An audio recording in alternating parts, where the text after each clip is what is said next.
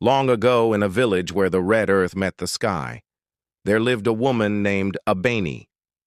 She was not wealthy, she was not famous. But the villagers spoke of her with quiet reverence, not for what she owned, but for the way she listened. Truly listened. Every morning before the sun stretched over the palm trees, Abeni swept the small front of her home. She whispered a prayer of gratitude and walked to the riverbank to collect clay. She shaped it slowly, carefully, believing that anything made in haste would carry unrest in its form. Every pot, every bowl, every small creation carried a piece of her patience, her intention, and her care. Then came the dry season. The rain stayed away longer than ever before. Crops withered, the river shrank, and the laughter of the market grew thin and tired. People whispered worries in corners, and fear settled like dust in every home. In the village lived a boy named Sola. He cared for his grandmother, Mama Tunde, who grew weaker by the day.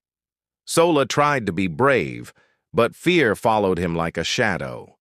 He worried about food, about illness, about not being enough. Each afternoon he lingered by Abeni's stall, watching her work. The way her hands moved, steady, unshakable, felt like a quiet answer to the chaos outside. One day Abeni spoke to him. "Why do you stand so quietly, little one?" Sola shrugged. "I don't want to go home yet." Abeni nodded, as if she understood something deeper than his words. She handed him a small cup of water from one of her pots. "Fear grows when we sit with it alone," she said. "But when we share space with others, it learns to rest."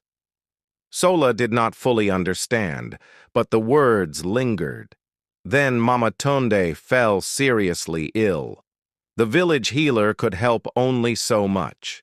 The herbs needed to restore her strength grew deep in the forest, far beyond the paths where children usually dared to go. That night, Sola sat awake listening to his grandmother's shallow breaths. His heart pounded with a choice that felt too heavy for his small body. At dawn, he went to Abeni. "I'm going to the forest," he whispered. Abeni looked at him for a long moment. She did not scold.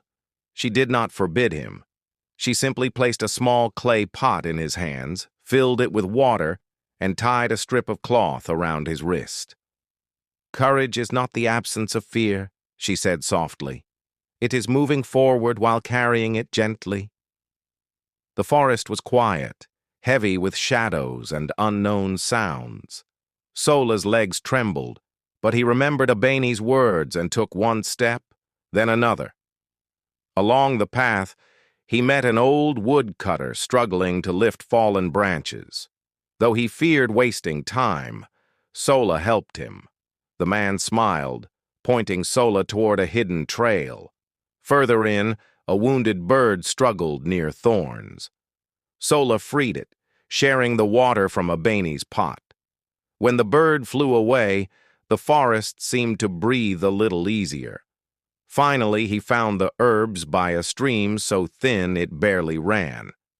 He gathered them carefully, whispering thanks to the land, to the water, to the life around him. When he returned, Mama Tunde slowly regained her strength. The healer nodded quietly. Word of Sola's bravery spread, though it was never boasted. It was simply remembered. Weeks later, the rains came, crops revived. The village celebrated quietly with food, stories, and music. Sola sat beside Abeni and asked, "Why did you help me?" Abeni's eyes reflected years of patience. "Because one day, you will help someone else without realizing how strong you've become." From that day on, Sola walked taller, not because he believed he was fearless, but because he knew fear did not define him. And the village remembered a simple truth, carried from one generation to the next. True strength is built in small acts of courage, kindness, and faith. Often the world notices only later, but what we do in quiet moments shapes everything.